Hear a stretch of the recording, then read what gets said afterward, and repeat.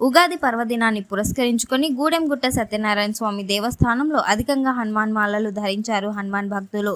మంచిర్యాల జిల్లా దండేపల్లి మండలం గూడెం గ్రామంలో వెలసిన శ్రీ సత్యనారాయణ స్వామి దేవస్థానంలో శ్రీ విశ్వావసు నామ సంవత్సర ఉగాది పర్వదినాన్ని పురస్కరించుకొని దేవస్థానం నందు ప్రత్యేక పూజలు నిర్వహించారు. ఉగాది పండుగ శుభ సందర్భంలో భక్తులు అధిక సంఖ్యలో స్వామివారిని దర్శించుకున్నారు.